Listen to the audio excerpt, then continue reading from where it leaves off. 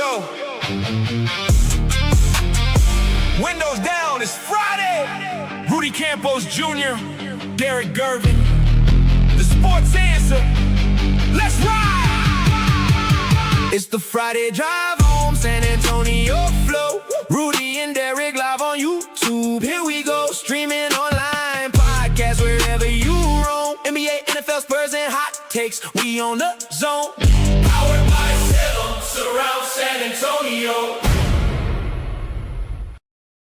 From outer space to San Antonio. Splash! Go Spurs, go! And that is nothing but net. All right, from the Salem Surround Studios, man, it is Derek Gervin, Rudy Campos Jr. Shout out to Salem Surround, 210-526-3635. They are the ones that are powering us here on the Friday drive. Big game tonight, Derek. We're going to get into that. Are you ready for the long Memorial Day weekend? Yes, and I know some of the young people just finished school, I believe, yesterday. Yeah. So I know they're with me. They feeling the same way I am, and I'm glad these young people worked hard and they get some time off. But it's, I want to I want to say to everybody out there, I hope you have a very safe holiday, very safe weekend, very safe Memorial Day with your families and friends, and just be careful out there. Yeah, you're right about that, because I blinked, from yesterday, and my my little one went from pre-K to now going into 8th grade, and I'm feeling older and older every single day, Derek. I can't live with it anymore. You're aging backwards, man. Oh, when God. you see a young person do well in school, it adds years to your life. I'm glad my little one is doing good in school. It is the Friday Drive, again, brought to you by Salem Surround, 210-526-3635. We are at the Salem Surround Studios here in San Antonio, Texas. And speaking of San Antonio, Texas, Derek, you know what? We're going to start off with the cheese man already. So, I hear about the Spurs this y Spurs that, y como que esto y esta, pero I never hear about the real Spurs chisme. Dime, por favor. All right, the chisme. It's pretty basic and pretty easy today. It's game 3 tonight.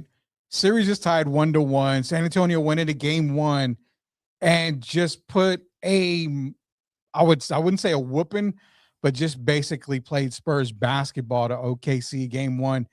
Game 2 got a little bit out of hand. Dylan Harper went out with an injury. Obviously, no De'Aaron Fox for that game. Those two guys are going to be game time decision for game 3. But nonetheless, all the talk surrounding the foul baiting by Shai Gilgeous-Alexander, Isaiah Hartenstein, holding Wemby, doing what he does, pulling Stephon Castle's hair, Spurs fans going crazy. But I will say this, I like the physicality. I'm against the hair pull. There's no doubt about that. But physical basketball in playoffs is physical basketball in playoffs. Give me your game 2 thoughts before we hit into game 3. Well, I know both teams going into game 2, they had to make an adjustment, because we know Victor really put it on Chet Holmgren and Caruso, the entire team in game 1. Yeah. So we come out game 2. I think Oklahoma City had their legs under them a little more, and especially the guys off the bench. And I think they came out with a different mindset. Well, I don't like the dirty play, but they had to make a choice. And the choice is they had to be physical with Victor. And that's going to continue, of course, again tonight, right? Yeah. So I think Mark Daigneault came out with the right mentality to, let the refs see how much they could get away with, I'll basically say. Yeah. And it worked. And so now we move on to game 3. Yeah, Daigneault came out with a good, game plan. Let me hold Victor a little bit more. Let me do this and that. A little more. That was a great game plan by OKC, something we've seen throughout the whole season. But I will give credit to this. The OKC did come out hot. They did come out. They kind of dominated San Antonio. The biggest thing that we saw out of game 2, turnovers. It was 27-10. 27 turnovers for the Spurs, 9 by Steph Castle. Now, what I made a comment because shout out to Jeff Garcia. He's a proud person with us here at Sports Answer. And again, you can catch Spurs in Focus. We'll get into that here in a little while. I'll give y'all some info on that. But Jeff and I talked, and I said, I don't see anybody on social media saying, hey, we need to trade Stephon Castle like they talk about trading De'Aaron Fox after he had a bad game. But it goes back to what I said. You got to get off this trade this guy, because Fox was out. Harper went out. Stephon Castle's not a point guard. You can't really trust him with the point guard duty. And that's proved it against OKC. Collapsing defense, making bad passes, making just the wrong decision up until the very end of the game where he threw the ball away. And the Spurs were only down, I believe, 5 maybe in that instance there, maybe 3 at the time. That's what we've got to understand about Stephon Castle, is that great player, but we just can't have him at that one position. Well, Steph kind of reminds me, I'm going to go back to the Greg Popovich, Manu Ginobili days, a young Manu. Yeah. You have to live with the turnovers, and they're not good. We know he's had 20 turnovers in the last 2 games, but you also have to look at the other side. He's guarding Shea majority of the game. Yeah. He does a lot of things offensively, defensively. He's in the passing lanes. And the only thing they need, the adjustment they need to make, that I see, I like him. You know, he's been a beast. Yeah. Attacking that basket. Yeah. He's been going to the basket more than Victor and Harper. So he has to continue to go downhill, I'll say. The problem is when he's making these half-court passes, cross-court passes. I watched Cade Cunningham do the same thing. It was driving me crazy. Yeah. Jaylen Brown, those kind of guys, right? So to me, what he has to do is be in attack mode more and then see what happens, as opposed to being a distributor first. He's not a bad passer. Mm-hmm. He's just playing against the Oklahoma City Thunder, who do this to every team. So it's just about picking his spots, making smarter decisions, but he has to find a medium ground. He has to stay aggressive, I'll say. You don't want a passive Stephon Castle. So I can live with the turnovers. I think he'll do better tonight. And I just think the Spurs will be ready tonight, but I also think OKC will be ready tonight. So we got another barn burner. I really looked at game 2, and when I saw that the Spurs you'd lost, and I mean, you kind of had that feeling it was going to be 1-1 after game. Seemed like they played a little complacent. Like they got one game. They went into OKC. We need one game. They got game 1. Game 2, they kept it close. And this is the difference that I saw. Now, we're not bagging or crapping on Stephon Castle. By any means, we're not. He did have a lot of turnovers. One thing I saw with him was that I just felt like there was a little bit of panic at times with him running the point position. That's okay. Like you said, you're going to have to live with that. I understand that. I would have loved to seen Jordan McLaughlin a little bit more, because when he did play, he kind of made a little bit of a difference. 2 3-pointers made. He's a traditional point guard, somebody that can handle the ball. He's on the team for a reason. But not only that, Derek, you see OKC fans all coming on social media, how this is why we're the best. This is why this. And I keep telling you, I've told you many times, I don't buy Oklahoma City this year. I don't see them as a title team this year. And it came away from game 2 for this reason. They only beat a Spurs team down 2 point guards by 9 points. And a Spurs team that just didn't seem to be in sync, that didn't seem to be too caring about game 2. And that should really concern OKC fans more than actually being happy that they beat the Spurs by 9. You figured this would have been at least a double-digit victory. Well, it's the playoffs, and hey, you take it how you can get it. A 1-point win is still a win, no matter who's on the floor. But here's the problem. I thought the Spurs were fatigued. They did look. And I wrote that on Facebook before the games. I said like a day or 2 before the game. Yeah. I said at some point their fatigue was going to kick in as well. Everyone's talking about OKC and the long layoff, right? But you also have to look at the Spurs going from that Portland series, and then they went to the Minnesota series, and they didn't have a big layoff. So they kind of had to get right back in the fire. Yeah. And so at some point, Victor's played more minutes than he's played all season. He's playing his career. So you look at that, right? Yeah. And then you also have to shorten your rotation come playoff time. Yeah. So you got guys that are haven't played, say even like a Carter Bryant. Now you've put him more into the lineup, right? He's playing periodically, but he's playing. Yeah. Guys like that, it's hard to keep their rhythm, I want to say.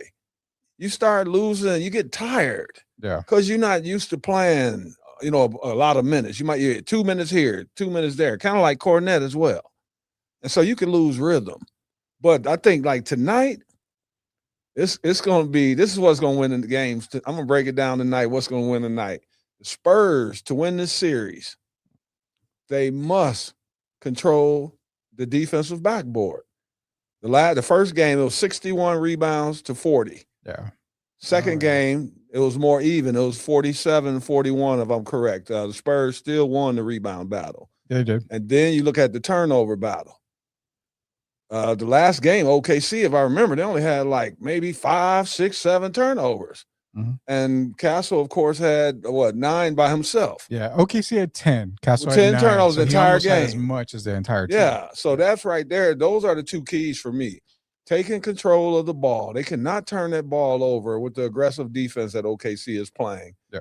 And then they must corral those defensive rebounds so that they cannot let OKC get out in transition and put up those 27 points. The last game, the transition points were 27 OKC, 10 San Antonio Spurs.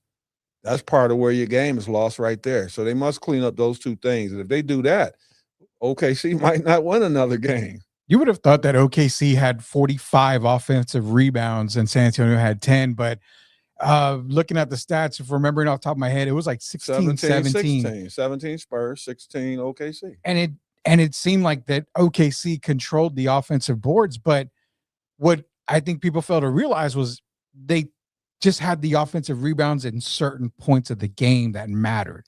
There was one play where Jared McCain shot a 3, missed it, offensive rebound. Somebody else, I think it was AJ Mitchell, shot another 3, missed it, offensive rebound, kicked it back out to McCain, 3-pointer made. That essentially is a 6-point turnaround right there. You stop them there, you potentially can either tie the game, I believe, at the time. And that's what that was. Is like, not that they controlled that offensive board. It was just those certain moments in the game where all you got to do is grab a rebound. For Christ's sake, just grab a rebound. And they couldn't do it. Fatigue, like you mentioned, that is a reason why it kind of looked lackadaisy, just lackluster kind of performance by San Antonio. Game 3's got to be different. This has to be, can we truly say this is the game that's going to decide the series for this series? Because I think game 3 is important. Game 5 is just more like, some people say importanter. That's not a word, but I love to say it. That's importanter. Right. But game 3 is that momentum game where if you feel like if you can get it, if you're San Antonio, you kind of feel a little bit better about the series. In this series, I said it earlier, I felt the winner of game 2 was going to win this series, but I can't go by that now because so many things have happened with the injuries and all of that. Jay Williams out. That's another one. Yeah. So and then we're going to have to see how the game's going to be played. Spurs, and I'm going to have to say this, the referees have allowed a lot to go to. They haven't made the calls, okay? Yeah. So they've allowed a lot. But when you're in this situation, it's win or go home. So the referees, you can't put the game in the referees' hands. Mm-hmm. You have to match the OKC intensity. And then when you match the OKC intensity, that's how you get foul calls. I told you before we came on the air, we talked about Victor setting the tempo right from the first play of the game. Go to the paint. When he comes out aggressive, the refs have a tendency to give calls to the Spurs. Yeah. When you're passive, they don't give you those calls, and they don't give your team those calls. It's important for that leader to set the tone. Yeah. And we look at it. They keep talking about Shea, the foul baiter and all that, right? Okay, so now what do they say? Shea only shot, 6 free throws? 6 for 6 9 or something, maybe that's 9 6 free throws the first game. Yeah, he hasn't been on the line much. So he's shooting the mid-range. He's playing the mid-range game. So the Spurs have to come in right from the beginning and realize, even if Harper were to play or Fox, with them or without them, they have to match the physicality. You mentioned the rebounds. Yeah. But remember, before you corral that rebound, we teach kids what? Basketball 101. What do you do when the ball goes up when the ball is shot? What's the first thing you do? Got to block out. You find him, your man, and you put your behind on him and you block him out and you take him out of the play. Yeah. That's how you beat a team like OKC. The Spurs really can frustrate OKC. Big times. But you have to stay mentally strong yourself. You can't start whining to the referees. When the timeouts, the coach running over there, you just have to tell your guys to man up. Let me do my job. I'm going to continue to work the refs over, but you have got to match their physicality. You cannot let guys like Caruso keep running in that paint. Guys like Kason Wallace, they're undersized. If you look at the backcourt, who has the bigger backcourt? We do. Yeah. They only have Shea. And then you got 6'4" Lou Dort. McCain about 6'3". Yeah, Caruso like about 6'3". Wallace about 6'2". We got to make those guys pay. Yeah. And that's what the Spurs have to be focusing on. Instead of worrying about the foul calls, keep the aggression like a Stephon Castle. And you have to take OKC's heart. You can make OKC quit. I really believe that this year. But the only team that's capable of doing it, two teams. I say the Spurs and the Knicks, because the Knicks are going to play what kind of basketball? Physical basketball. Okay, I'll leave it at that. I didn't know Alex Caruso was going to come into the series, in the form of Bernard King, just going crazy on the scoring side of things, man. Alex Caruso just going bonkers. But you can't cry over spilled milk. There's no doubt about that. You cannot cry. And I'm glad to hear you're coming along for the I don't believe in OKC talk anymore. I'm going to take that victory. But overall, Derek, I'm not going to cry over spilled milk. No Spurs fan, nobody cries over spilled milk. Yeah, they get upset. They get mad. They start showing you Isaiah Hartenstein's, highlights of pulling the hair and, basically just taking down Victor left and right. Shea Gilgeous-Alexander falling on the floor, yada, yada, yada, yada. But I want to throw something about game 2 to you, because looking at the game again, I did watch the whole game again. Spurs probably win that game if Victor primarily plays in the paint. Chet and Isaiah were kind of in foul trouble that game. So if we see Victor dominate the paint in game 2 while those guys are out, I think there's a possibility they win that game. Because, like you mentioned, he sets the tone. He gets in the paint. The refs are going to be more likely to give him that call if he's physical in the paint, especially on the offensive side of the ball. How much of a difference do you think it made that he didn't control and dominate the paint in game 2? I somewhat hold Victor responsible for that, but then again, I also hold Mitch Johnson responsible for that. Got to hold him. And this goes back to last year. If you remember the conversation last year, there was 1,000 times that they didn't throw Victor the ball, like the alley-oop or whatever. Yeah. They just, I don't know if they were looking them off, or there was conversations about Harrison Barnes wouldn't throw him the ball, all kind of stories, right?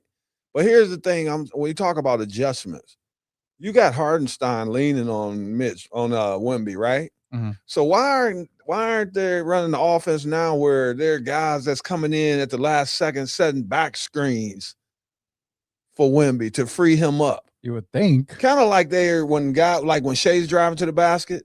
Have you seen how Wemby has been cleared out, how they're letting Chet clear him out, put his body in there and move him out of there? Mm-hmm. Something like Draymond's good at.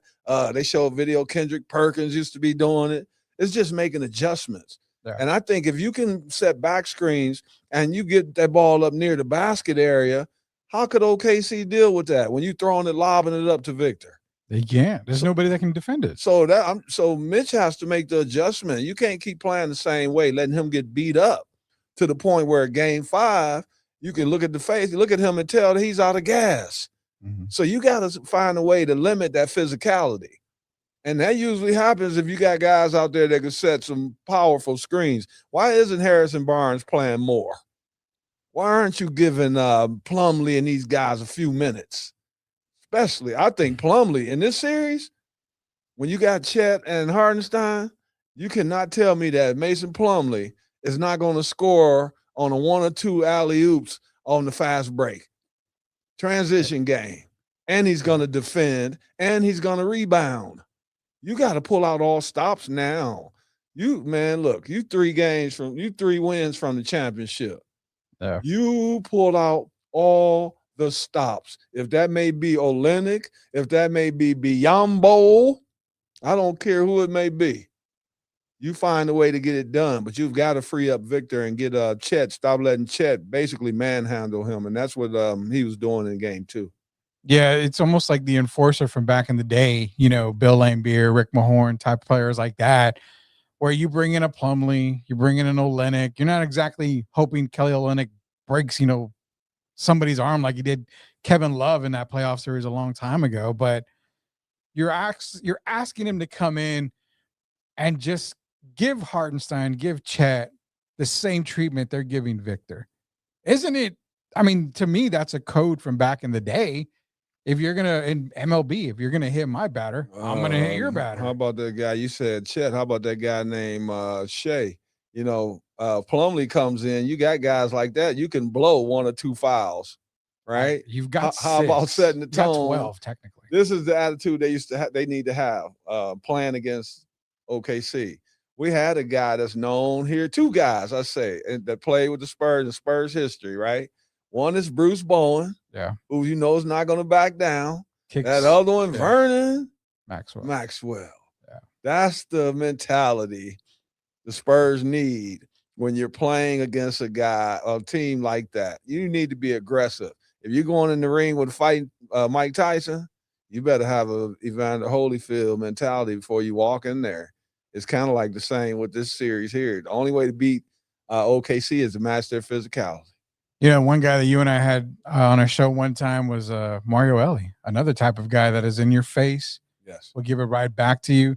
Some of the Spurs have had pretty much every championship team was one of those enforcer guys. I agree with you. You need to see more Plumlee, need to see more Olynyk, because these guys, you've got fouls that you can use. And you know what? Here's the thing. You said Plumlee. You have him on Chet. Chet and Hartenstein, these guys are not going to respect Plumlee. So you're going to know they're going to be open under the basket at times. If you're able to get to the basket like Dylan Harper, like a De'Aaron Fox can, they're going to shy away from him. They're going to go double team, try to go to the weak side. And guess what? Plumlee's going to be open. Layup, dunk, whatever. Yeah. They don't respect these guys. So put them out there. Well, you respect Plumlee on that defensive end, though. I bet you OKC. He's a tough. We know. Yeah, we've seen him. He's not a guy that's going to back down. He's not exactly Tyler Hansborough when he sees Meta World Peace in his face. So why you got to bring up a Tar Heel and give credit to a Duke Blue Devil? Come on. I know everyone remember that. Tyler Hansborough looked around and saw he saw Meta. He apologized. Oh man, you the one just got hit upside the head, and you're apologizing to him. So Thank you for the so I want to see this. Is what I honestly want to see. I joke a lot, but I don't believe in the dirty play, right? Yeah. No. But I want to see somebody take a hard foul on Shea. He's falling anyway. He's falling every play. Yeah. So you might as well give him a real reason to fall once or twice. I'm not saying try to injure him, but you got to put some wood on Shea, man. And he's thin, right? He likes to get to his spots. What do they let Shea do? They let Shea get physical with you. He pushes off all the time. Yep. Chicken wing. So match his physicality, even if it's just 1 or 2 fouls where you get him thinking about it, that you're out there on the floor. Yeah. And that's how you have to counteract Shea Gilgeous-Alexander. You have to be physical with him. All right, so game 3 coming up tonight. Obviously, San Antonio, the Fiesta colors and the crowd's going to be back for this game. Let's break down game 3 here. We are at the Salem Surround Studios here in San Antonio, Texas. Shout out to Salem Surround, 210-526-3635. Proud sponsors of us here on the Sports Answer, the Friday Drive. Derek Gerber, Rudy Campos Jr. Game 3. Series tied 1-1. We've seen the physicality on Victor. We've seen the physicality, against Stephon Castle. What do you think is going to be the game plan for tonight? Because I look at it as you won game 1. Congratulations. You played hard without certain players in game 2. You kept it close. If not for a few mistakes, you probably could have got game 2. I don't know if there's a whole lot of adjustments for San Antonio to make for game 3, because it seems like everything's working. You're just beating yourself. Victor has to make the fouls more visible. Yeah. That makes sense? Yeah. So it's kind of like you're playing mind games with the referees. Yeah. Because when that arm is extended out there and he's holding you, Victor has to make it more noticeable. Yeah. I think tonight the refs, there's been a lot of talk since Wednesday, right? About the physicality and about Hardenstein and how they're playing Victor, specifically Victor. Yeah. So tonight, the refs are under the spotlight, right? I think tonight Victor starts off aggressive. We just talked about it. Has to. He has to start off aggressive, and if he does that, I'm picking OKC that go down. First quarter for me, Victor must have 10 points, okay? And I'm going to say 4 or 5 rebounds in the first quarter. If that Victor Wembanyama over the course of the year, when he plays like that, how many games have the Spurs lost? I bet it's not even a handful. When he's gave that kind of production, they win. And I know some people said, well, sometimes he scores, they lose. That was early in the season. Yeah. When he scores now, they're meaningful points. So he has to put his imprint on the game right from the beginning, come out with the aggression.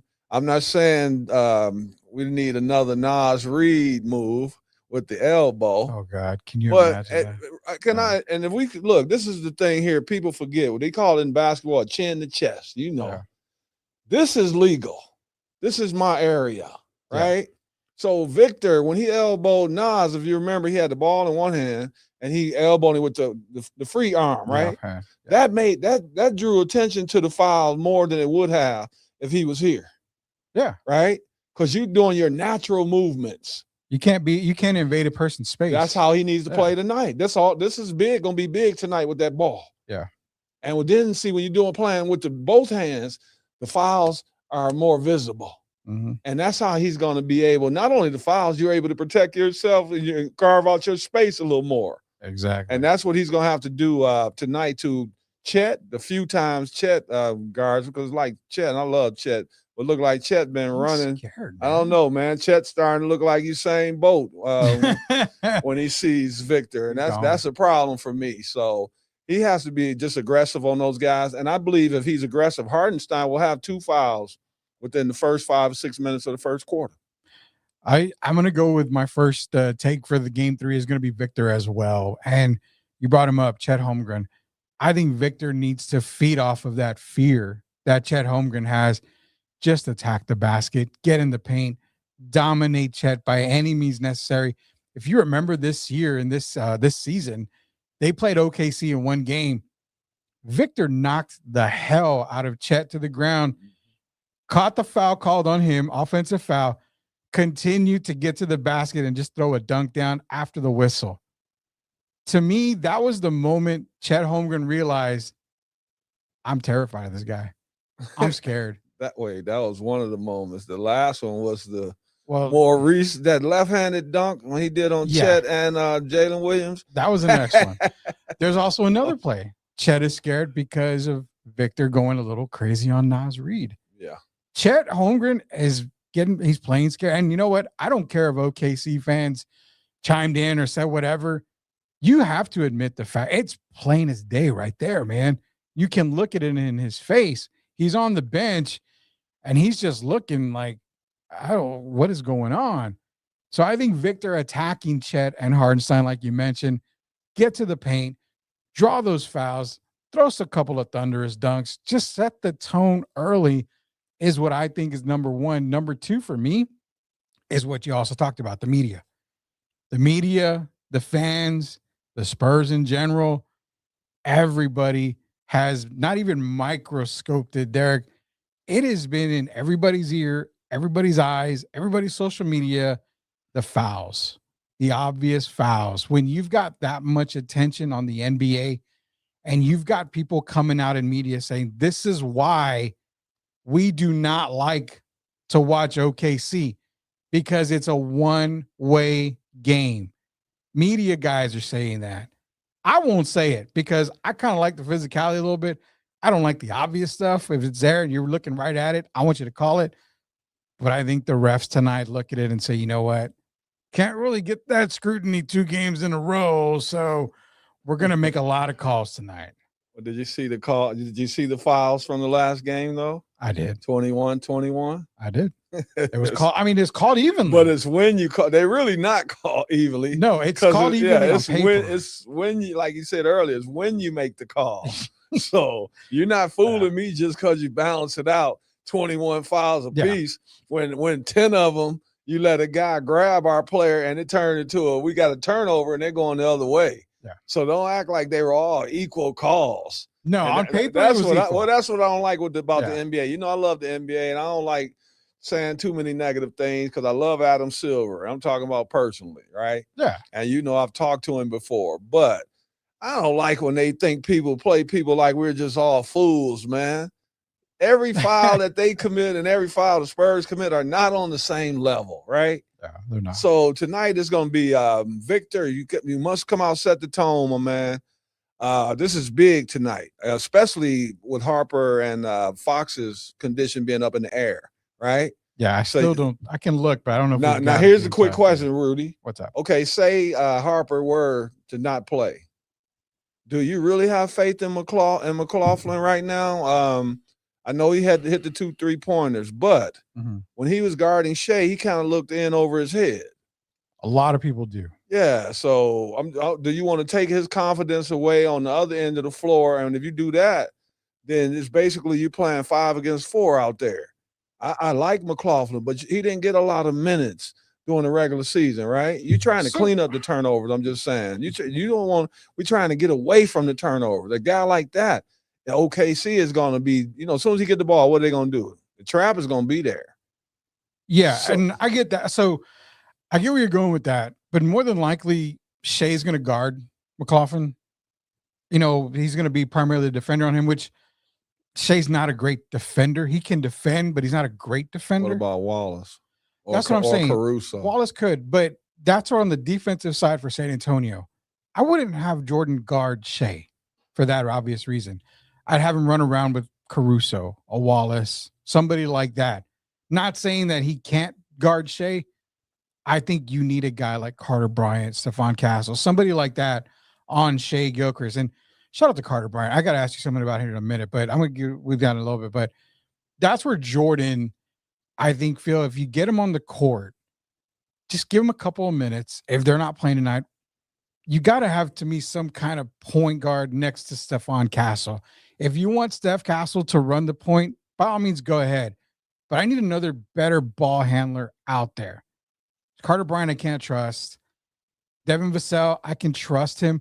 If you don't give me Jordan, give me Harrison Barnes. Give me a veteran that's been there that can kind of bring up the ball, that kind of spell a little bit.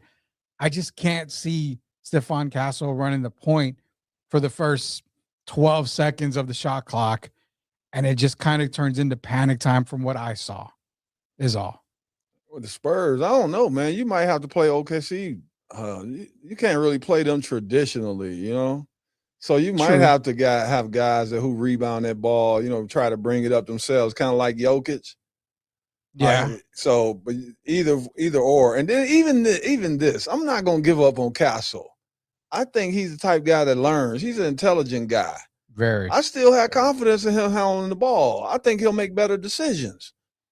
I'm not saying that McLaughlin should not play at all, but I would not just give up on Castle. We've seen him play all season, and I think this is an adjustment period for him. He's finding out the difference between the playoffs and the regular season, and he's still standing beast mode offensively. So they're fine. They'll come up with some kind of recipe. But the best thing I'm hoping is that Fox or Harper, or Fox and Harper, could suit up, because I want to see this series be won by the best team. Yeah. And I want to see both teams be healthy. And then, to me, that's what a real championship or Western Conference championship is about. Guys at their best, when both teams are at their best. And that's what I want to see. I don't want to see it come down to OKC wins because they didn't have Harper or because they didn't have Fox. And that's what I don't want to see. You being a former NBA player, I got to ask you, because Carter Bryant, you know, had a little thing happen at the game recently.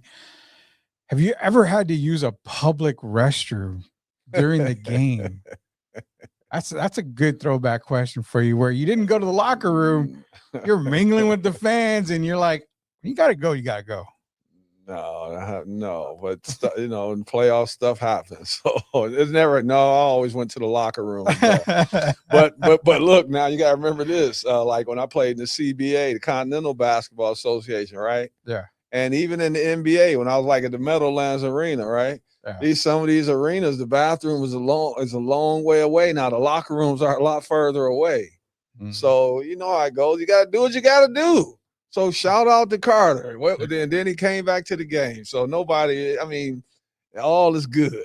I'm just glad that we know Carter Bryant washes his hands after using the restroom. And we got video proof of that. Rudy, that kid's going. This team, man.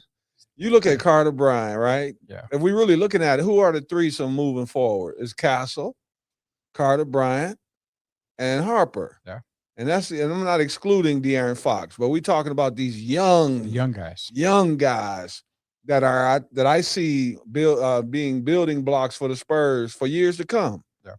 I don't think we're going to lose those three. I think it's kind of like, you know how the Knicks feel about their threesome, the Villanova guys. Yeah. I think that's kind of how the San Antonio has taken on Castle, Harper, and the young fella Bryant. I think they're San Antonio bred. I think they're going to be here for a while, and I'm glad to see it. But I had to mention that because they talking about OKC building a dynasty.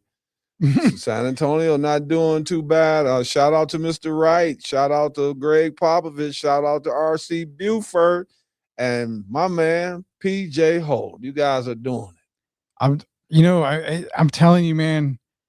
I'm probably the only guy in the world that doesn't really believe in OKC. Last year, I think it was not a fluke, but they got lucky beating the Indiana Pacers last year in the finals. I didn't see them as the best team this year. And it's disrespectful. I know it's disrespectful, and I apologize way ahead of time, but they've got the false MVP on OKC this year. I mean, you don't win one you don't win one major statistical category. Yes, you're the best person. You're the best team in the league. Yeah, you scored 30 points, which is, I think, second in the league. But what made him the MVP this year? Because if you poll right now, if they said, Derek and Rudy, who are the MVPs right now?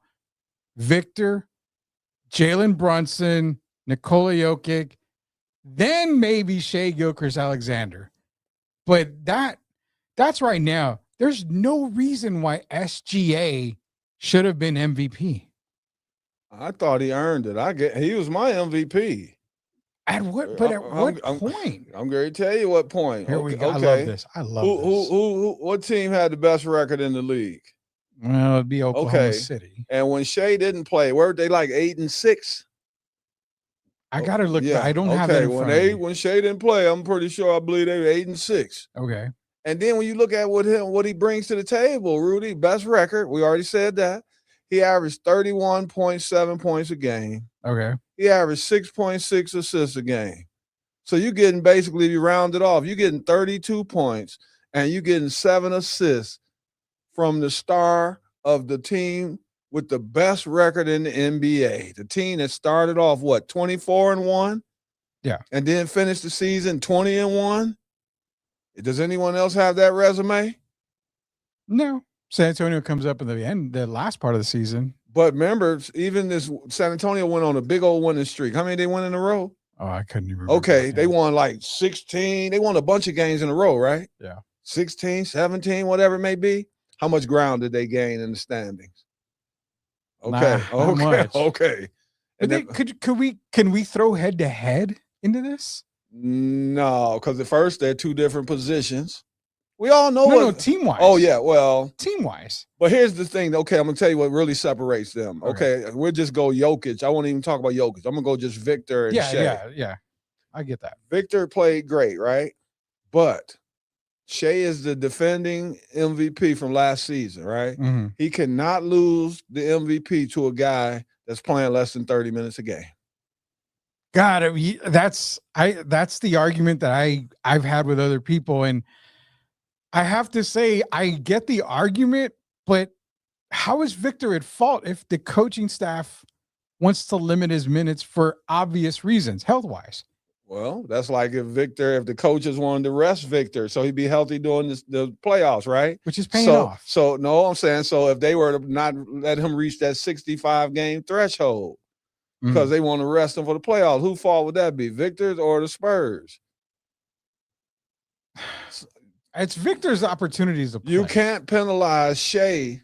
We all see what Victor's about, and he did. Yeah. He put up some 24 a game, 24 and like 10 rebounds a game. 24, 10, 4 blocks a game? Yeah, okay. So he was 24, 3.5, 24 and 10, which are great stats, right? Yeah. But so if his 24 and 10 are great stats, and then you look at Shea's 31 and 7, and also he's not ranked too bad defensively. When you look at his counterparts in the backcourt, the other two guards, when they started doing all these metrics and all that, he ranked pretty high defensively. Okay. It's hard to take away an MVP when a guy basically has had just as good or better year than he had the year before. And that the minutes thing is what gets me the most, because I know you and I brought it up, and you told me, well, you don't like the what ifs. What if Victor played 32 minutes a game? What if he did that? And I get that.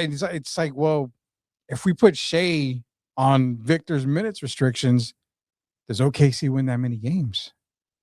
No, that's why he's the MVP.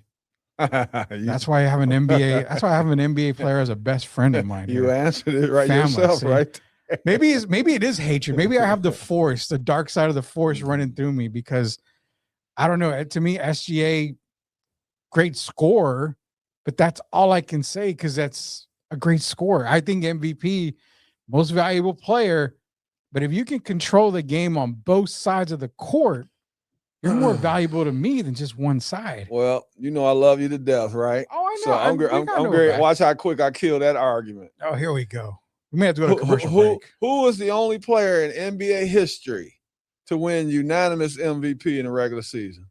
Oh, my God. What's his name? Stephon Wardell Curry. Yeah. So you just mentioned two sides of the ball. Who's the better defender, Shai Gilgeous or Steph Curry? Okay. I think we probably need that commercial break here pretty soon. I guess it is the hatred that runs through me for SGA. I figured, maybe because I had Wemby or Jokic as my MVP. Hell, I even had Jaylen Brown as my MVP at one point too, because Cade Cunningham. I never once had Shea in my MVP talks, like ever. Wow. That's crazy. And it's funny because you can make a case for every guy that I mentioned to be an MVP. Jaylen Brown had a great season. I think what hurt him the most was Tatum coming back. Yeah. I really do. And then Jokic, we know he had a triple-double, right? Yeah. But Jokic, if you look at it, he was kind of handicapped this year. He had to do more. Yeah, I did. I think that hurts him because you got guys like Aaron Gordon was out, several times during the season. And they didn't have the production that they had when we talked about when they had the Bruce Browns and the Jeff Greens. Yeah. And so I think that hurt them. Where did they finish in the standings? Third. So I think if they finished first or second, but they finished third, but they weren't very close to the Spurs and OKC. No. So I think that hurt him. They're trying to get away from those years where, when Steve Nash won, and a lot of people say Kobe should have won an MVP one of those years, even though the Lakers were 34 and 48. Oh, didn't Russ win an MVP on a bad team? Yeah, so they trying to get away from that. And Shea had a great year, but so did those other guys that you mentioned, right? Yeah. But when you're the defending champion, it's kind of like you have to beat the champion to take the belts. You can fight for the title in boxing, and the title's not on the line, and then you can fight when there's a real title fight. Big difference. Yeah. And to take the title away from Shea, I think Victor would have had to play even a little better. I'll say, over the course of the year. Because Victor was kind of up and down in the first half of the season, won't you say? Yeah.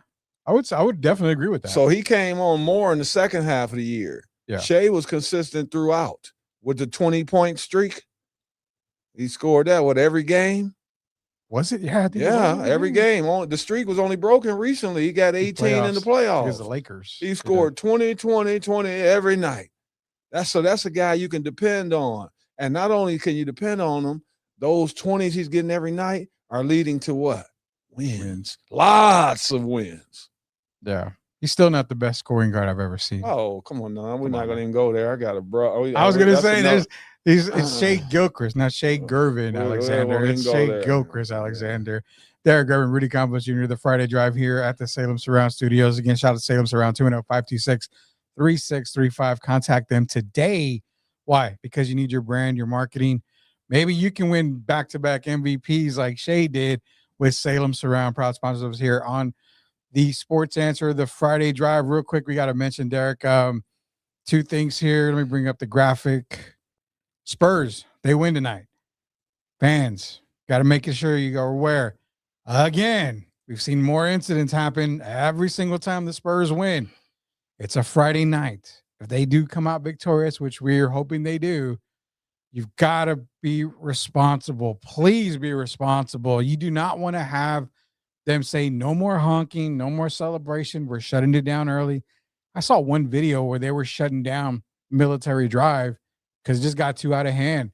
Please be responsible. Derek, you got a message for the fans out there because I have a feeling they're going to win and we're going to see the same thing over and over again. I'm trying to figure out, I love the San Antonio, but is this about the Spurs or is this about people just trying to get their 1 minute of fame?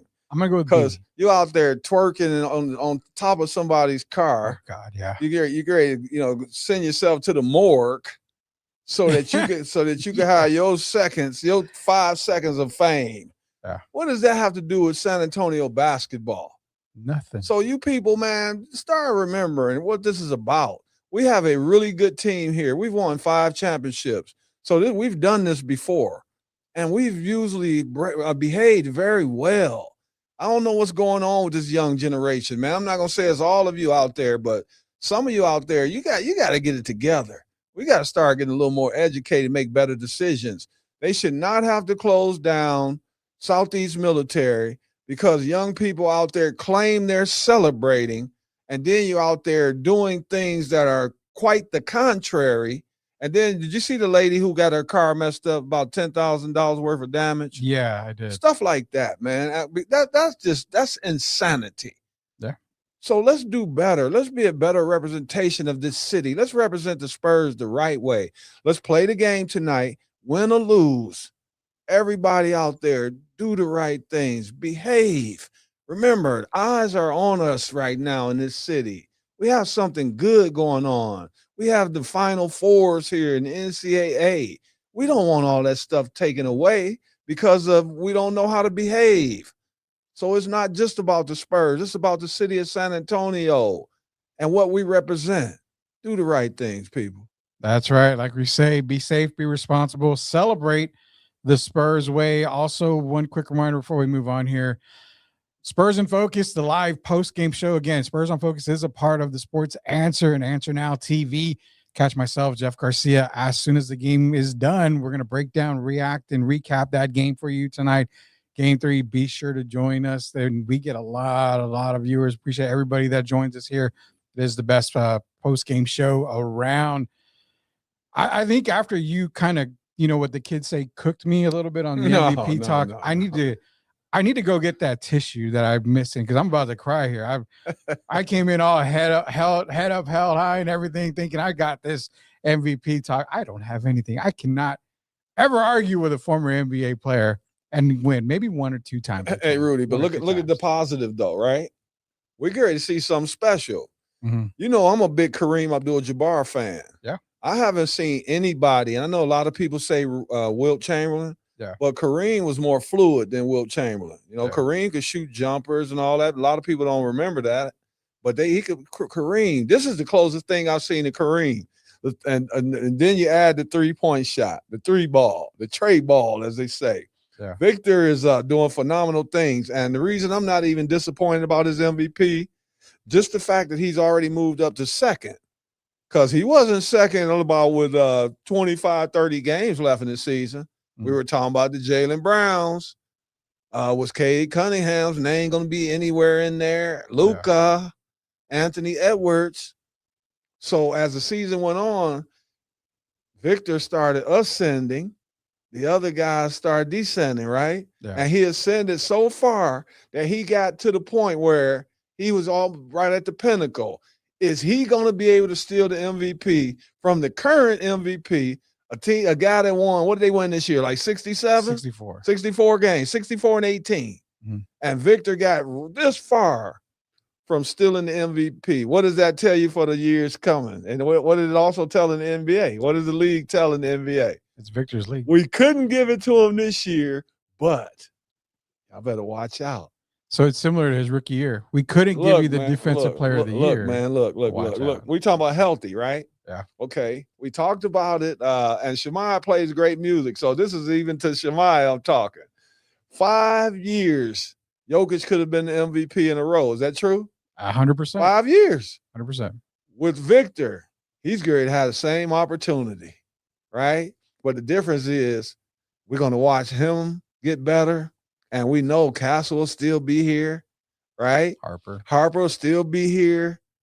It's going to be scary because not only are we going to have Victor take over the MVP, but we also got an opportunity to have some guards that are also going to be on those all-NBA teams. And how rare is that? Very. Okay. So we head into some special air. Before we go to commercial break, do we possibly see a three-peat? For the Spurs? Yeah. If they win this year, I say yes.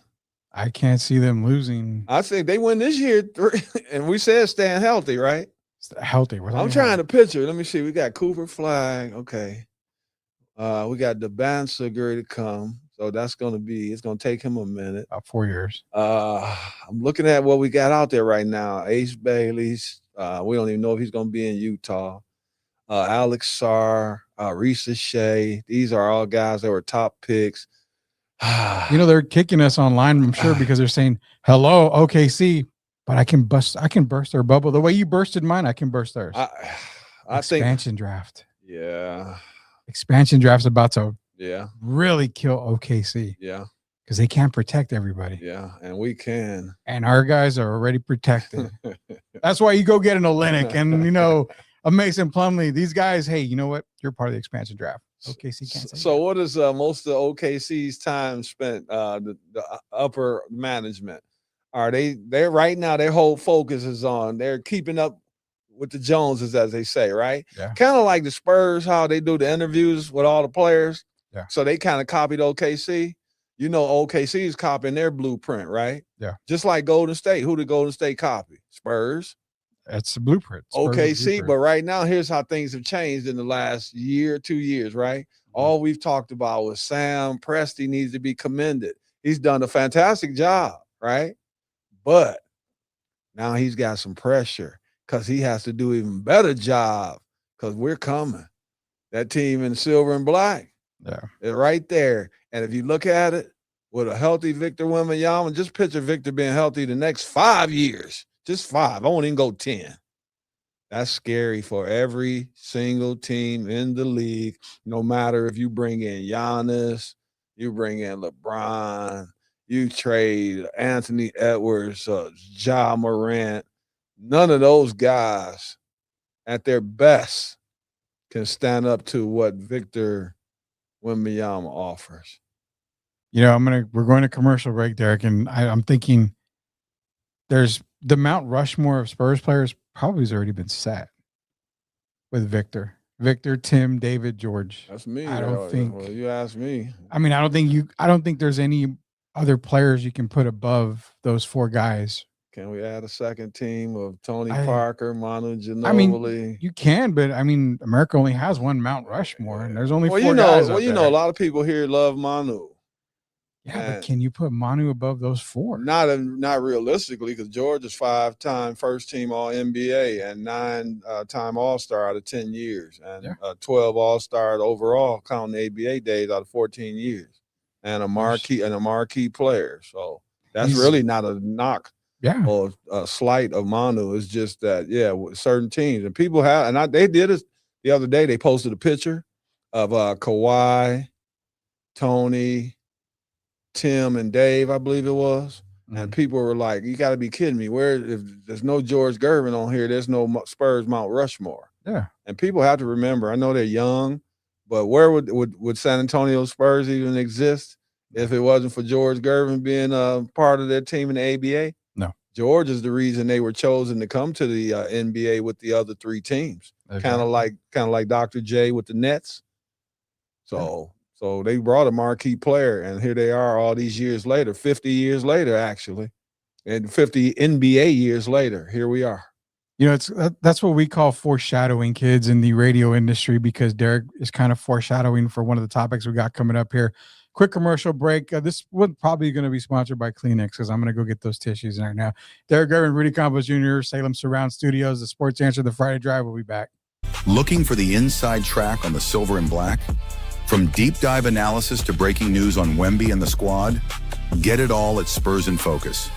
Join veteran beat writer Jeff Garcia for the ultimate one-stop spot for all things San Antonio Spurs. Subscribe now at spursinfocus.substack.com.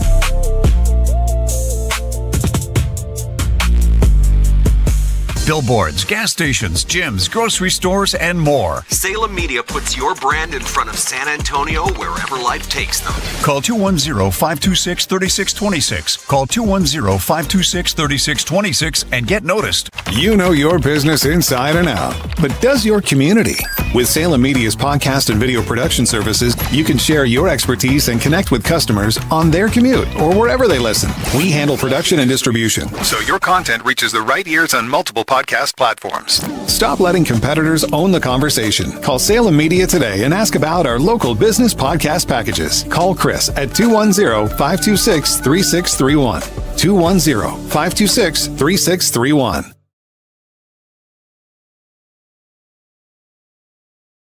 They talking about ice, man. Wemby, we gone, man. We gon' take it, man. Game 2 tonight, man. Locked in on sports answer, man. From another world, but I shoot like a Spur. Yes, melting the competition. Go Spurs, go! All right, welcome back to the Friday Drive. Derek Gervin, Rudy Campos Jr. at the Salem Surround Studios in San Antonio, Texas. Shout out Salem Surround, 210-526-3635. Game 3 tonight, San Antonio, Oklahoma City in San Antonio. 7:30 start time. We broke it down. We gave you all as much info as we could for you guys out there. I think both of us are expecting San Antonio to maybe come out on victorious tonight. Am I speaking too good for you there? I'm taking the Spurs tonight.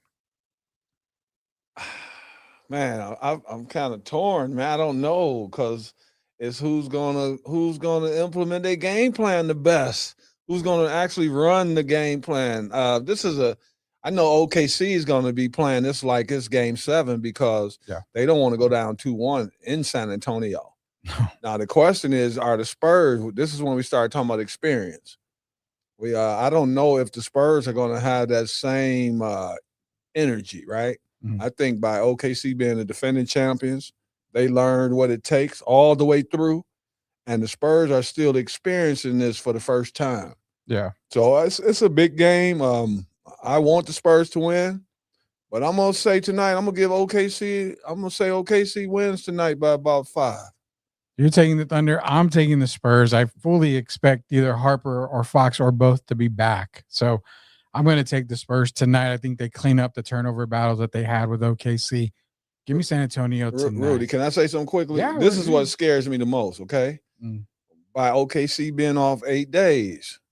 So right now they're only getting offensive production from the bench from who? McCain, Caruso, but we know he's not going to get 31 again or 8 threes. No, hope not. But see, and then AJ Mitchell, right? So we haven't been hearing. What about the other Jalen Williams knocking down threes? That hasn't happened yet, right? He knocked down 2, I believe, last game. But how many Isaiah Joe? Okay, Wiggins. Yeah. At some point, those guys are going to get involved in the series, and they're going to make shots because they're getting shots. Yeah. If those guys get shots instead of like Kason Wallace, Kason's deadly in the corner, right? Isaiah Joe's deadly all around. So at some point, that Wiggins is not a bad player either. At some point, they're going to get involved. That's what I'm worried about. So it's vital that we have Harper and that we have Fox. We have to have both of them. Because we got to be able to match. Remember, we've got 4 guards, right? With Castle and those guys. Yeah. How many they have? They got 6. Yeah. So at some point, we're going to have to match that fire if those other guys catch fire. Caruso doesn't hit, and then someone else steps up.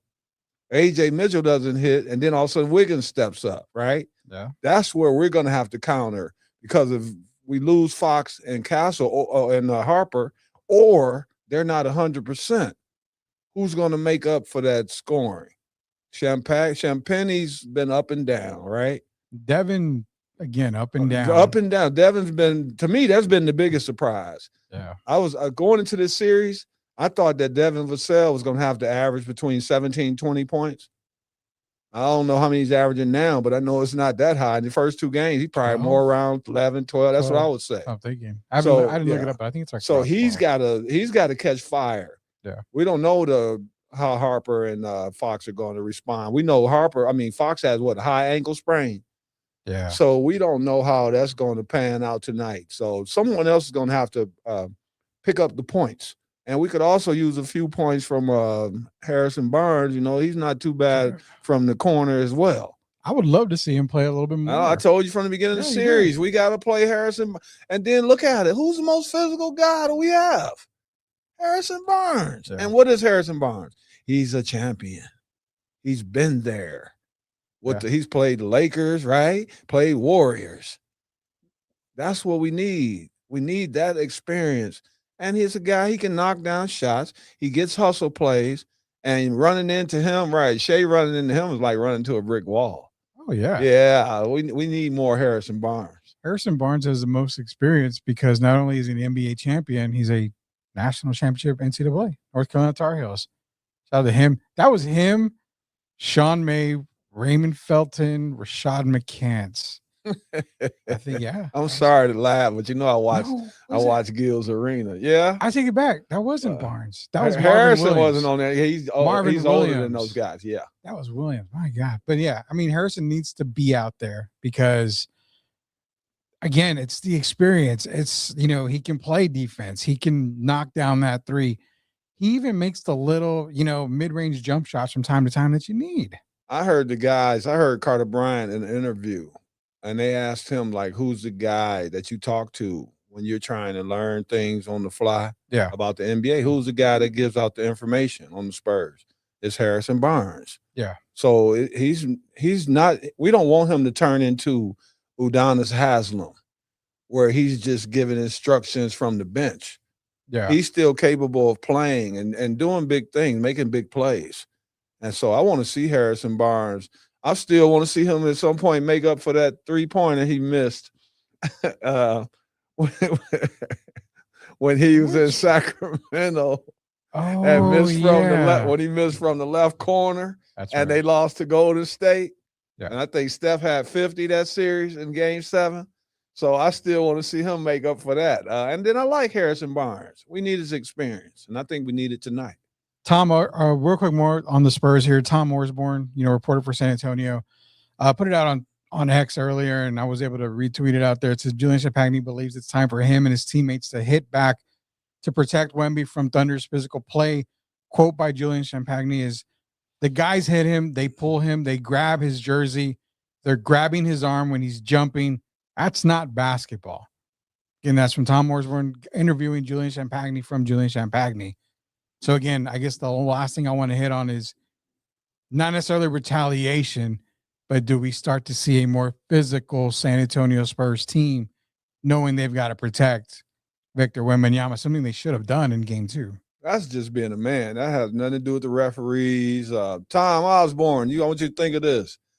Whose job is it for the Spurs to stop the physicality? It's their job to man up and match the physicality. The refs aren't going to bail you out. Yeah. So, Rudy, I love you to death, right? But if you and I, we can go eat barbecue and all that together. Yeah. But if you play for OKC and I play for San Antonio during the season and the playoffs come and you grabbing me, you think we buddies right now? I'm getting you off of me. Yeah. And usually when you fight back, that's when the refs start giving your team calls. You either can wither away, wilt under the pressure, or you can embrace the pressure. Yeah. And usually, what's wrong with them looking at the Spurs like they're crazy? That's how they look at OKC, right? Like they're the only team out here that can grab and push. Yeah. you can match their physicality. That's how you beat them. Didn't we see a different game called after Victor threw that elbow? Yes. That's all they needed. And I'm not saying throw an elbow tonight, but I'm saying you're right. And you said it earlier. I don't know how many times you and I have to say it. Don't leave the game in the ref's hands. Don't have them bail you out. If you're getting physically played against, you've got to play physical back. You have to. So what if you get, a ticky-tack foul here? Make it worth it. Make that foul worth it. Like you mentioned, Plumlee, get in there. I don't want you to knock, Shea into the fourth row. I don't want you to give, any harm to him. But there's nothing wrong with knocking him down. It's just a foul.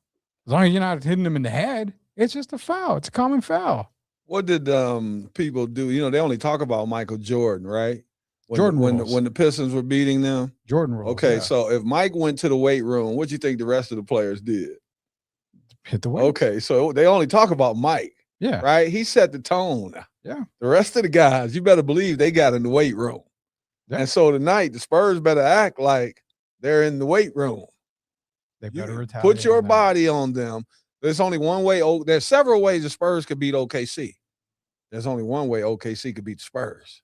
They showed it in game 2. That's by being physical. There's no other way. So the Spurs have 4 or 5 ways to beat OKC. OKC has one way. And so the Spurs have to take away that one way. And you take away that physicality, you fight them back. Guess who'll be moving on to the NBA Finals? It'd be the San Antonio Spurs.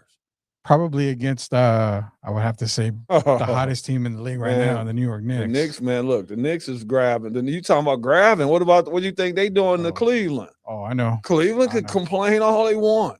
They played so tough. They played so tough last night. How many shots did Evan Mobley take in the second half? Zero. 14 points in the first half, not one shot in the second half. That means that Harden and Mitchell had so much pressure on them that they forgot what got them to within 5 points in the first half. Without Evan Mobley, they would have been down 20 points.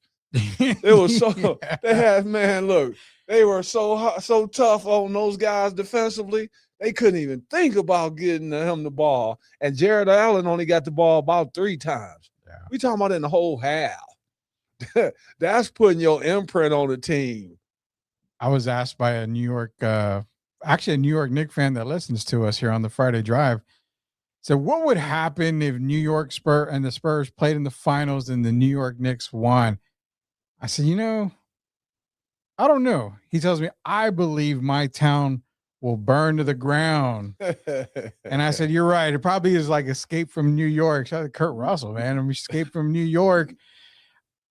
Can you imagine what New York would be like if the Knicks won the title? After last night, I wouldn't be surprised at all, man. Did you hear that chant last night outside this arena after they won the game? We want Wemby. No, that was one of them. Well, the main chant, I still don't understand it. Let me show you how crazy. I don't know if they were under the influence of alcohol. It's New York, man. Come on. The chant, okay, they beat the Cleveland Cavaliers to go up 2-0, right? Yeah. So they show a boatload of people outside. Yeah. And here's the chant.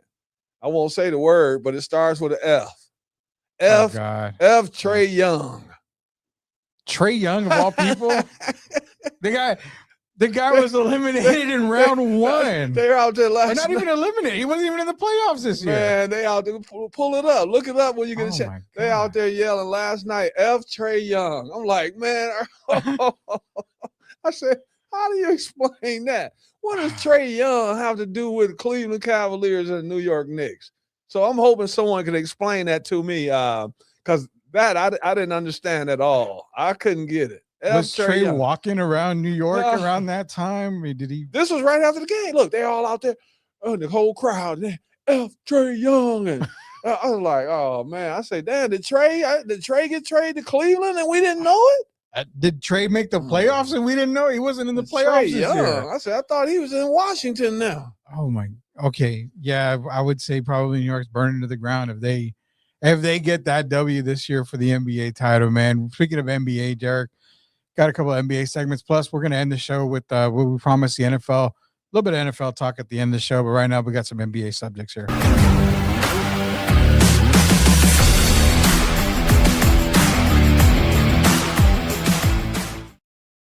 All right, so 2 topics here.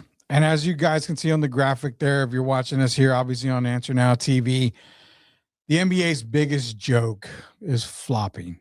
And I really went in on, and I don't know if I can say exactly what I said on the show. It wasn't a cuss word or anything, but basically the nicest way I can put it is I'm tired of today's players not having the testicular fortitude to play the game that you love, that I grew up watching, making millions upon millions and turning it into a fish out of water scenario just about every game.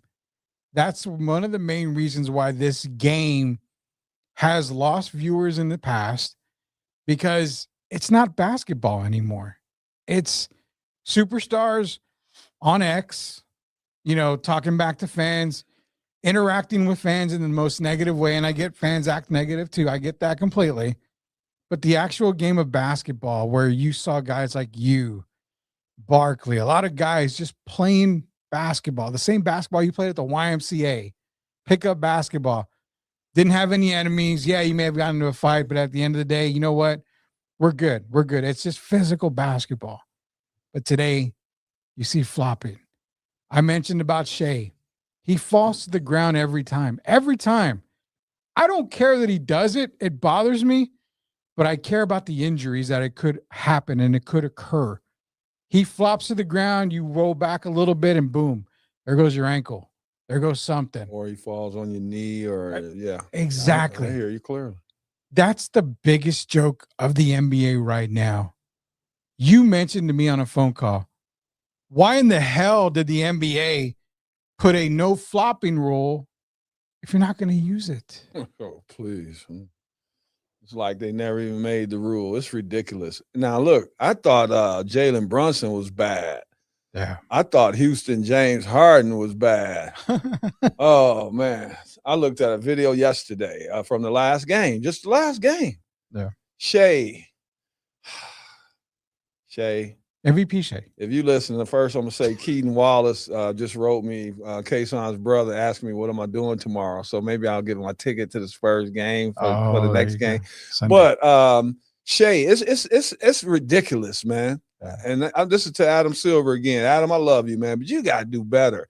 This guy is falling down just for no reason. He's on the floor more than a wrestler, a pro wrestler. And it's ugly to watch, man. I mean, damn, come on. Every time you take a shot, you fall. Exactly. Or you flay your arms out to the side like you got shot. But the refs are acting like it's not happening. And they seeing it in real time. Yeah, they are. At the beginning of the season, and I believe it was this season, is when they put in the rule, right? It was flopping, or was it last season? It might have been last year. Flopping will result in what? Technical foul. How many techs have we seen? 0. You got Luka flopping all over the place. You got LeBron over there jumping in the water, flopping around. Well, they're in LA. They're active. Brunson. I mean, it's ugly, man. And it's hard enough keeping people, to watch. People that's over 40, 45, 50. Yeah. Because we're used to playing with the rules the way they're meant to be enforced. Yeah.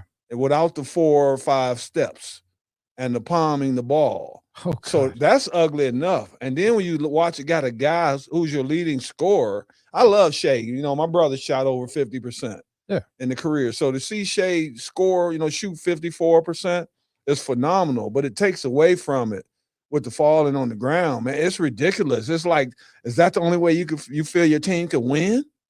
Exactly. That's what bothers me the most. So exactly. Now, I need our greatest producer in the world, Shemaya, to clip this and make sure that it gets posted everywhere. I want 1 trillion views when I say that my new nickname for Shea Gilchrist-Alexander is London Bridges. That is what it is. Why? Because London Bridges falling down, the old nursery rhyme. So for me, every time I mention Shea, it's London Bridges. And you know, the sad thing, even like one play, they gave him the and one. Yeah. I didn't see a foul. Okay. If anybody initiated foul, it was Shea. I think when McLaughlin was guarding it, and he shot it in the paint area, you know, the 10-foot area right in front of the free throw, and they called the and one. I didn't see a foul. But you can't keep rewarding guys, man. See, you're supposed to have you're supposed to keep this stuff up here, right?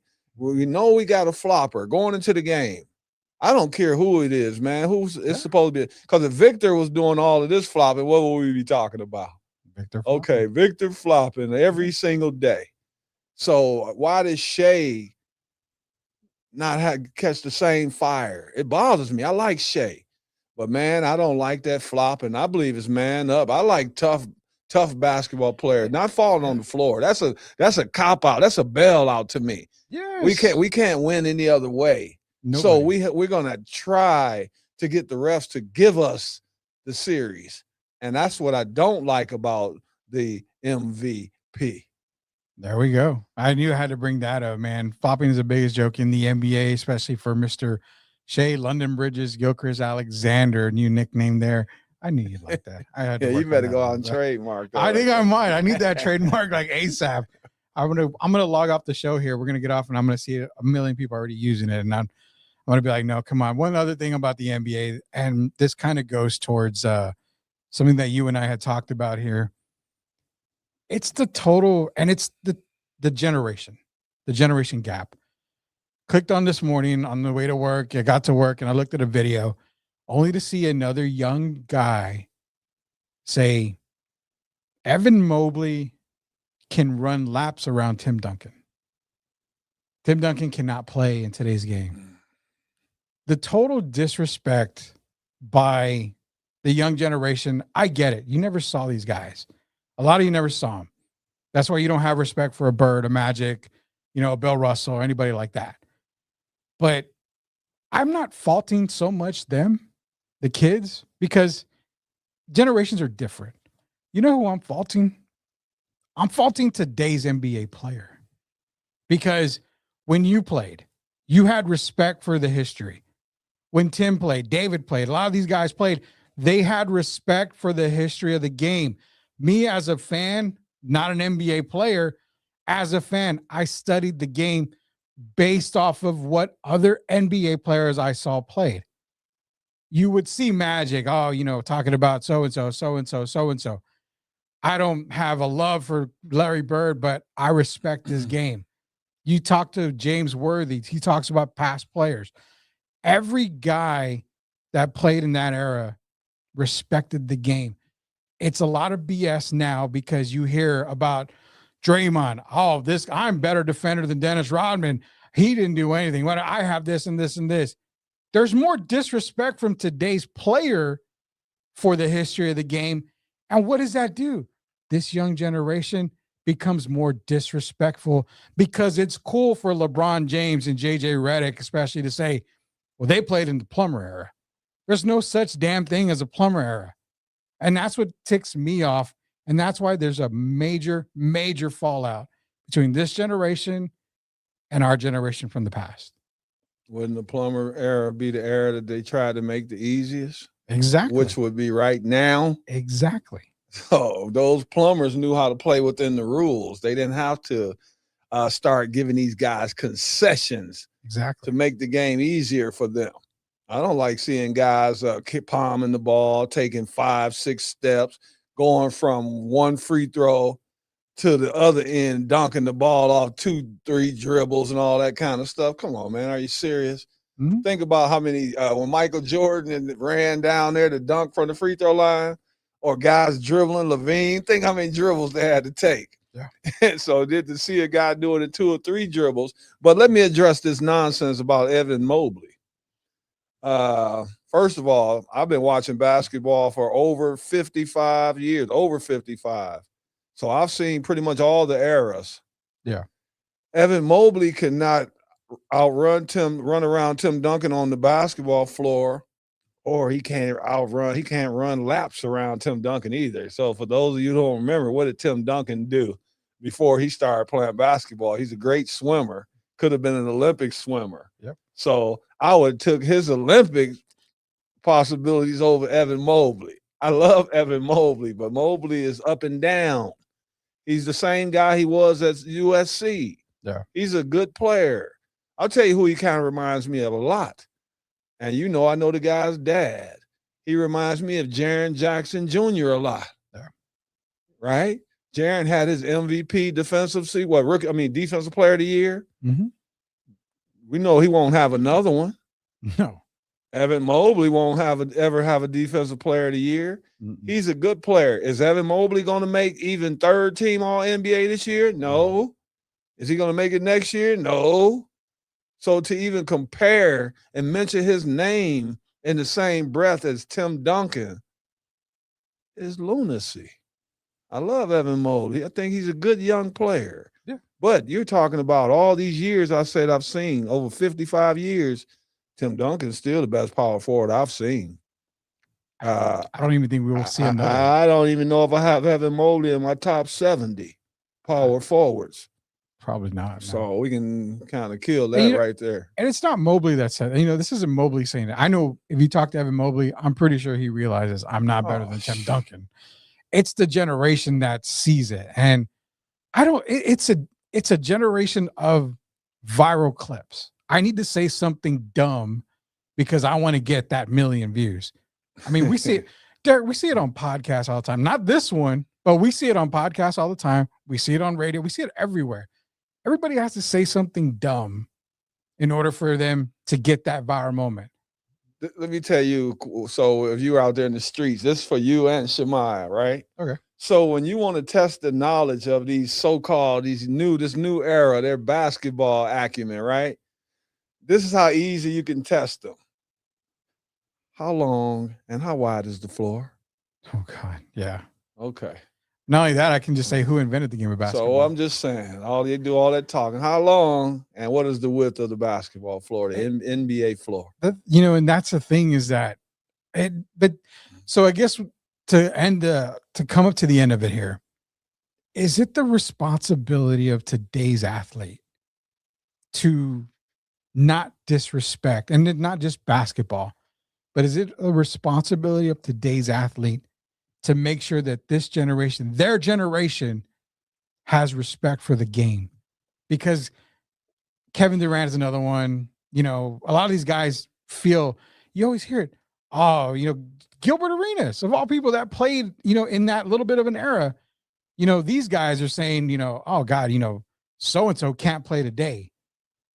What are you talking about? Oh, if LeBron played back in the Jordan era, LeBron would be the most dominant player in the world. What?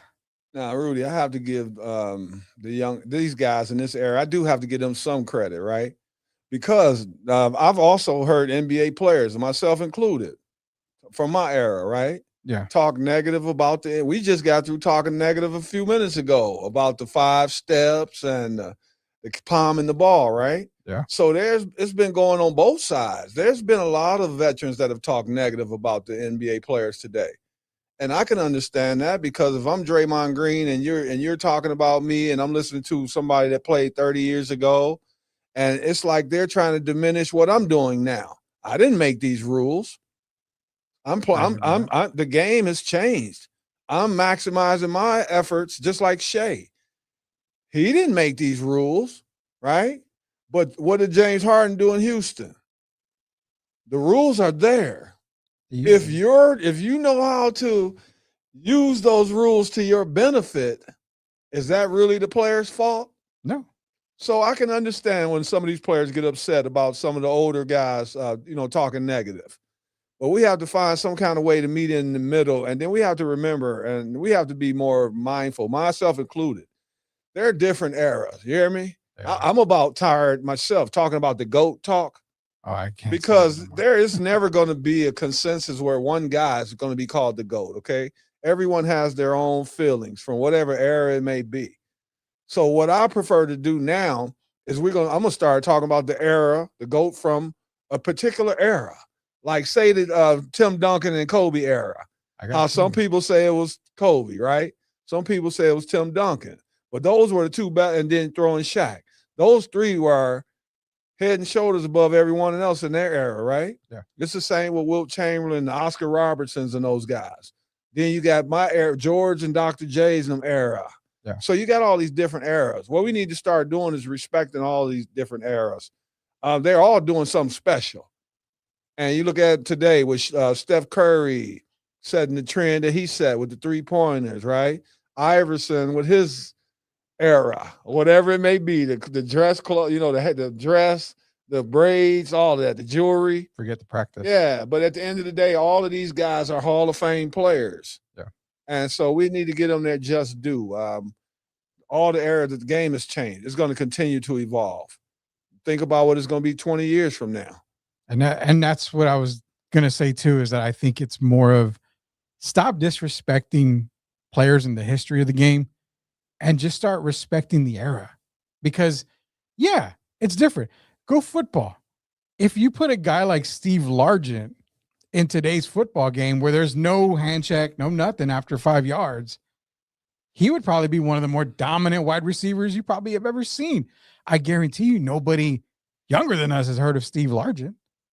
But I mean, that's the thing. Jim Zorn and Steve Largent. Ooh-wee. We got comments, man. We got You Are the Jokes is in here. It says very true of this era. Bad hot takes just to get views. He's also got another comment, says respect each other's era and acknowledge the game's weakness and greatnesses through each time. So we're saying, I hate that the youth and some players disrespect past eras. You're right. Older generation, they disrespect this generation. Not only that, Derek, it's kind of a money thing too. They get paid quadrillions of dollars this year in a less physical game. You would have thought it'd been the opposite. But again, it's all money, it's all contract, all that stuff. It's all different. So you got to respect the eras more than anything.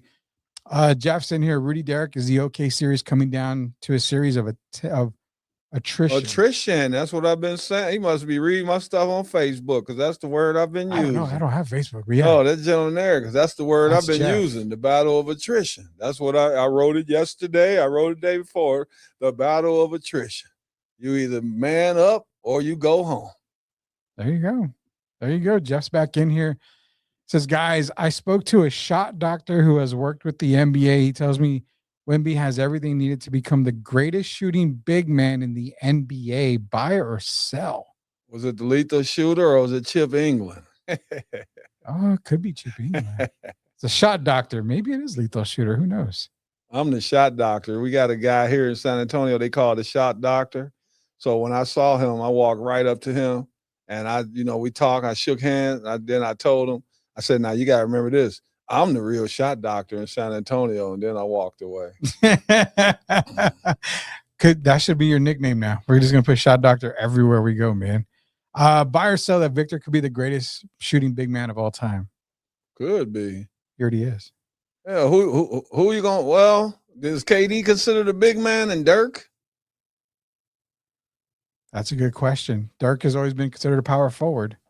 Yeah, well, you look at the size. Dirk was bigger than KD. He carried had a little more girth. But man, I have right now. I mean, Victor, after that 28 or 30-foot shot almost from the logo, I think that gave Victor the slight. And the reason I say Victor, I'm gonna take Victor, all right, because Jokic is a really good 3-point shooter. Yeah, but he has to set. Victor, man, when have you ever seen the off the dribble, or tell me this, the shot that tied the game up, the game 2, right? Yeah. When have you ever? Oh, it was a game 1. Game 1. Game 1. When have you ever seen they come down first? Victor initiated the break, right? So he pushes it up to Castle on the wing. When have you seen the trailer, as we call in my era, we called it the trailer. Trailer, yeah. When have you seen a 7-5 throw it up to the wing? And then he's coming down as a trailer, and that wing gives it right back to him. And he's taking a 30-footer to tie the game. That's never happened. So I did it in NBA Live when I was playing the game. Man, that was crazy. I'm serious. I was like, man, what the heck is this? This dude caught the ball. It was almost from the Steph Curry spot. Steph hit a big shot like that from about that area. He was a little more to the right. It was almost near the logo. Dame Lillard? Oh, yeah, no, Steph Curry hit a shot like that from almost Dame? from Dame. Well, we know Dame hit several and looked at his watch. Yeah. But Yeah, Steph Curry. right now I'll have to say Victor, because when he shoots it, don't you expect it to go in? I do. Yeah, I do. I'm talking about period. When he pull up on you like KD, we talking about 7-5 again. When he shoots the ball, I'm expecting it to go in. And I'm talking about long jumpers. Yeah. So that's rare. So for me, I would have to say right now, only other guy I could even put close, okay? We talking about shooting all around the floor. We mentioned KD. There's a guy I have to go back to old school. My mom's favorite player. Rest in peace, Mom. His name Bob McAdoo. Yeah. That would be the only guy I could even put in the conversation. You talking about a guy who won 3 scoring titles. Yeah. And the first big, and shooting jumpers from the top of the key area. So he would be the only one I could even put in the conversation. I like Dirk and KD, but I'm gonna have to say Victor's special. So the jokes is back in here, says he is from the younger generation of watching basketball, but he knows his past era was more physically and demanding. So again, I'd love for the youth, the younger guys, to get more knowledge of the past in the NBA. Joker in the mix for best shooting big man. They're saying they personally don't consider KD as a big man. I don't either. KD's not a big man. And then what about Brook Lopez? I mean, not on that level. No. Before we go, Derek, we got one more thing before we go here. Again, shout out to Jeff Garcia again, Spurs in Focus. You'll catch a live episode for him and I as well tonight. Got to get into some real quick NFL talk. We'll just go real quick through it here. 1 second.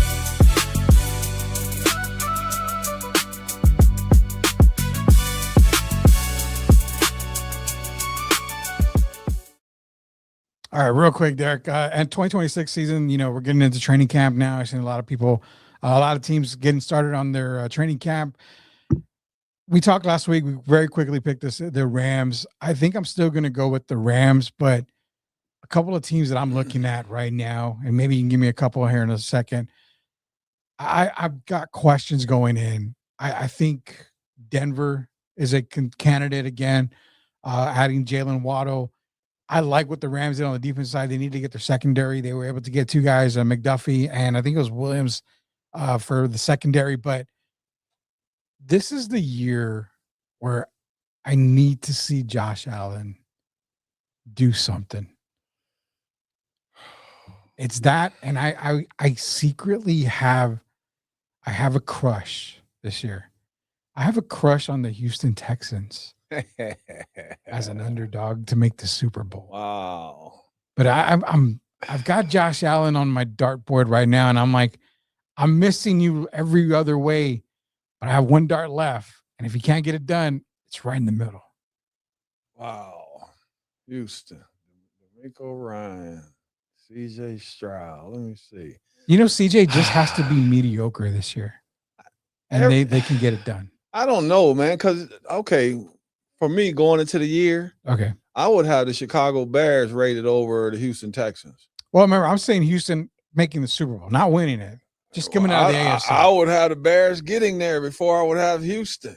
I could see that. I just think the Bears, I don't think last year was just something that's an anomaly. I think they're going to come back and have a good year this year. Even with Caleb Williams, I think they would Ben Johnson. I think they've building something good there, right? Yeah. And Josh Allen is my favorite player in the NFL. I know, and I've got this is the year. Josh, man, I've been saying that. Come on now. I've had your back for the last 4 or 5 years. It's time to get it done. If they don't win it this year, it's time to break up that team. And I hate to say that because if you look at it, man, every year it's an issue. And then they have injuries, right? Yeah. But then they address the running back situation. Then that doesn't go well. They still got Josh running the ball too much, taking all that pounding. So that's why I question Buffalo Bills right now. And I notice you keep mentioning the Rams, and I mentioned them as well last week. But the team we didn't mention, once again, Super Bowl champions. They're the second best in the NFC. Sam Darnold, you guys, man, y'all still overlooking Sam. No, I'm not. Sam, I am. But the problem that we've got is Clay Kubiak's in Las Vegas. Well, that's okay. Sam Darnold does not have a Super Bowl winning coordinator. All right. Okay. I want to say they can overcome that, but then that makes me think of the Lions. Yeah. But I look Ben what Johnson. just happened with us. Not just Ben. What about on our other side Aaron of Glenn. the ball, man?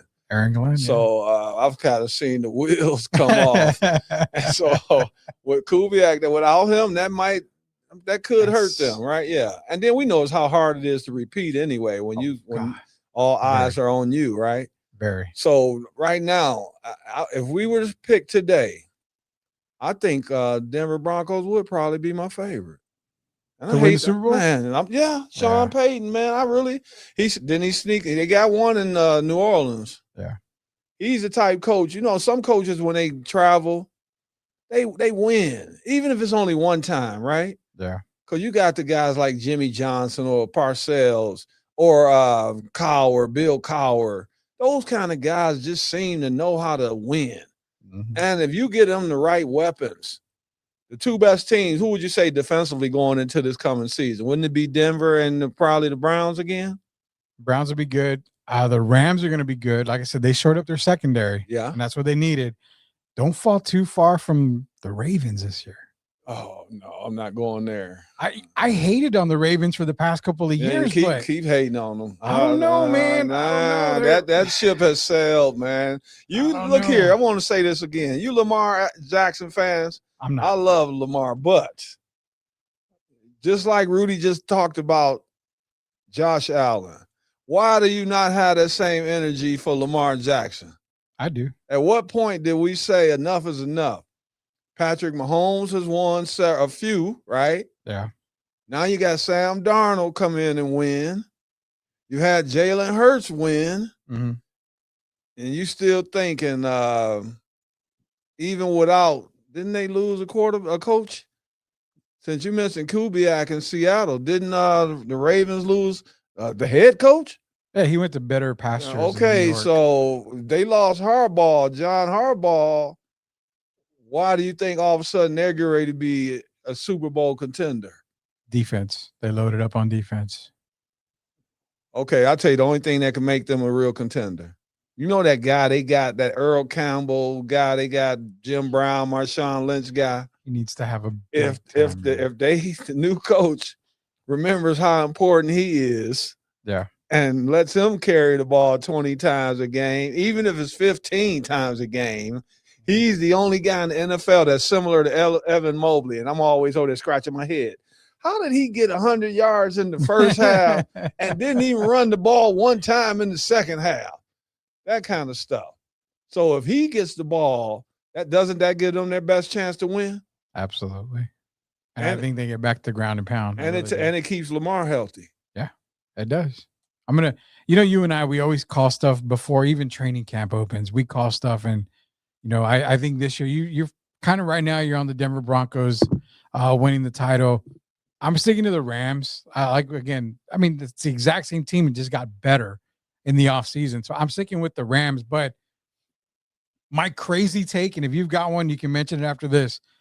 My crazy take is I sincerely think that the Cardinals could make some noise this year in the NFC. Not necessarily they're going to win. Super Bowl or whatever, playoffs and all that. I think they could be one of the scariest teams in the NFC this year. So by addition, by subtraction, huh? You got rid of the best, worst player in the game. So you telling me without old Kyle. Hey, Texas people, don't get upset with him. Yeah, we remember Kyle went to school down there. Kyler went to school Kyler Murray. We remember. But so you think they're better without Kyler Murray? Jacoby Brissett had something to say about it. Yeah, well. I know Michael Wilson and Marvin Harrison Jr., they prefer him. What's that guy's name, the quarterback in Denver? Bo Nix. Okay. Bo Nix it kind of reminds me of Victor being around Tim and Dave and Mondo and all those guys. Who is Bo Nix around other than Sean Payton in Denver still? John Elway. Okay. So you got a guy like that, right? Mm-hmm. You're only going to get better with his tutelage, if you get his tutelage at all, right? Yeah. And I could see Bo Nix. Don't you think coming into the league, Bo Nix was projected to be a guy that could win Super Bowls? I was the only one that projected it from the guys that we've talked to, because I got crapped on for saying Bo Nix was probably the best QB in that draft. And then you have, shout out to Coach Gio. We know Gio saying I was absolutely clueless because he's a 75-year-old quarterback about to play his first NFL game. I said, but that's called experience. And it shows. So you should ask Gio, who would he take, Spencer Rattler or Bo Nix? I mean, I'm taking Bo Nix to win now. Because I know you like Spencer Rattler. Spencer Rattler, I definitely would take, but if I want to win now, I'm going with the more experienced. I can see Denver winning. It's just something about when Denver's winning. Yeah. You know, when they back to the Terrell Davis and the Elway days. Yeah. That was exciting for me.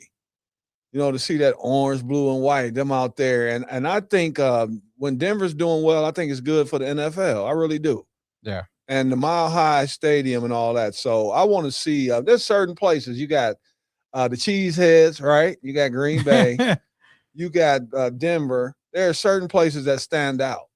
And so I want to see Denver in the running. I want to see Bo Nix get a chance to win the championship. And I think they're building something special in Denver. I think Sean Payton, I'm not a big Sean Payton fan, but he has shown that he can win.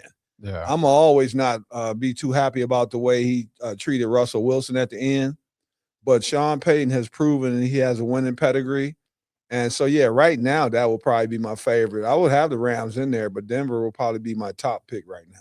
There you go, Denver. He's got Denver. I've got the Rams as of right now. Notice we didn't mention the Cowboys, but same team coming back this year. Again, I'm high on them, but I'm not high on them like a lot of people are. Cowboys chance to win championship. No pun intended. Slim Pickens.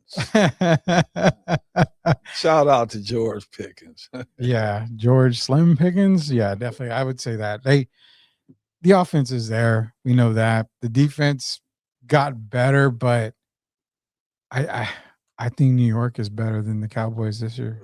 The players on the field are getting better. That's good. The problem is the front office isn't getting any better. Yeah.